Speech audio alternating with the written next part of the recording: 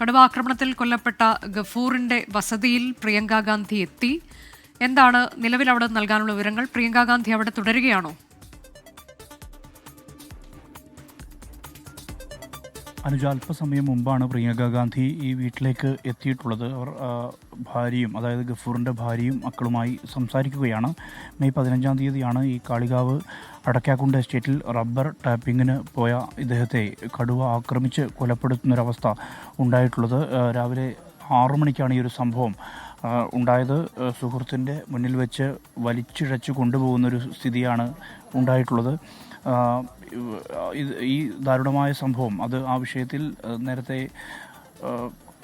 അതിനുശേഷമാണിപ്പോൾ പ്രിയങ്ക ഗാന്ധി മണ്ഡലത്തിലേക്ക് എത്തുകയും അവരുടെ കുടുംബാംഗങ്ങളെ ആശ്വസിപ്പിക്കാൻ വേണ്ടി ഇവിടെ എത്തിച്ചേരുകയും ചെയ്തിട്ടുള്ളത്. AP അനിൽകുമാർ ഇവിടുത്തെ ജനപ്രതിനിധി കൂടി ആണ്. അദ്ദേഹം വണ്ടൂരിലെ ജനപ്രതിനിധിയാണ്. അദ്ദേഹം കൂടി ഈ സംഘത്തിൻ്റെ ഈ കോൺഗ്രസ് നേതാക്കളുടെ ഭാഗമായി ഇവിടേക്ക് എത്തിയിട്ടുണ്ട്. എന്തായാലും അകത്ത് സംസാരിക്കുകയാണ്. ബന്ധുക്കൾ ഉൾപ്പെടെ അടുത്ത ബന്ധുക്കൾ മാത്രമാണ് വീടിനകത്തുള്ളത്. മറ്റ് കോൺഗ്രസ് നേതാക്കൾ എല്ലാവരും പുറത്ത് നിൽക്കുകയാണ്. പ്രിയങ്ക ഗാന്ധി മാത്രമാണ് വീടിൻ്റെ അകത്തേക്ക് കയറിയിട്ടുള്ളത്. എന്തായാലും ഇതിനുശേഷം പ്രിയങ്ക ഗാന്ധി സംസാരിക്കുമോ എന്നുള്ളതാണ് ഇവരും ഉറ്റുനോക്കുന്ന കാര്യം. പ്രത്യേകിച്ച് ഈ അവരുടെ മണ്ഡലത്തിൽ വലിയ രീതിയിലുള്ള മനുഷ്യ വന്യജീവി സംഘർഷം നിലനിൽക്കുന്ന പശ്ചാത്തലമുണ്ട്. ഈ മറ്റ് പല മണ്ഡലങ്ങളിലും, ഇവിടെ മാത്രമല്ല മറ്റ് നിയോജകമണ്ഡലങ്ങളിലും സമാനമായ രീതിയിൽ തന്നെ വലിയ രീതിയിൽ പ്രതിസന്ധി അഭിമുഖീകരിക്കുന്ന ഒരു കാലം കൂടിയാണ് ഈ ഒരു കാലം. അതുകൊണ്ട് തന്നെ അതിനകത്ത് എന്ത് നിലപാട് സ്വീകരിക്കും, ഈ വിഷയം പാർലമെൻറ്റിൽ ഉന്നയിക്കുമോ എന്നുൾപ്പെടെയുള്ള കാര്യങ്ങളിൽ പ്രിയങ്ക ഗാന്ധി പ്രതികരിക്കുമോ എന്നുള്ളതാണ് ഇവരും ഉറ്റുനോക്കുന്ന കാര്യം. ഈ ഗഫൂറിനെ കൊലപ്പെടുത്തിയ കടുവക്കായി വലിയ രീതിയിലുള്ളൊരു തെരച്ചിൽ കഴിഞ്ഞ ഒരു മാസമായി നടക്കുന്നൊരവസ്ഥ കൂടിയുണ്ട്. പക്ഷേ പലയിടത്തും ഈ കടുവയെ കാണുന്നുണ്ട്.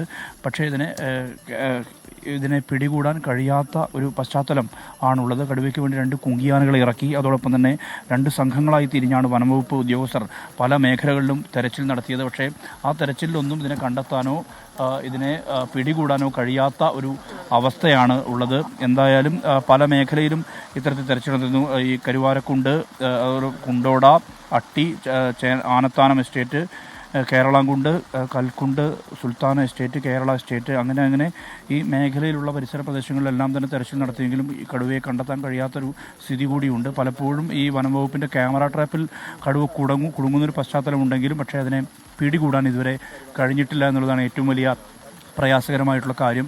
എന്തായാലും 1 മാസമായി മുമ്പാണിത് ഈ ഒരു സംഭവം ഉണ്ടായത്. അതിദാരുണമായ സംഭവമാണ്. ഈ നാടിനെ സംബന്ധിച്ച് വലിയ രീതിയിലുള്ള ഞെട്ടൽ ഇപ്പോഴും വിട്ടുമാറിയിട്ടില്ല. കാരണം പലപ്പോഴും പ്രിയങ്ക ഗാന്ധി നിലമ്പൂർ മണ്ഡലത്തിലുണ്ട്. കടുവയുടെ ആക്രമണത്തിനിരയായ ഗഫൂറിന്റെ വസതിയിലെത്തി. അവിടെ കുടുംബാംഗങ്ങളെ സമാശ്വസിപ്പിച്ചു പ്രിയങ്ക ഗാന്ധി. അതിനുശേഷം ഇപ്പോൾ അവരുടെ റോഡ് ഷോ ആരംഭിച്ചിരിക്കുകയാണ്. ഇന്ന് വിവിധ ഇടങ്ങളിൽ പ്രിയങ്ക ഗാന്ധിക്ക് പരിപാടിയുണ്ട് എന്നുള്ളതാണ്.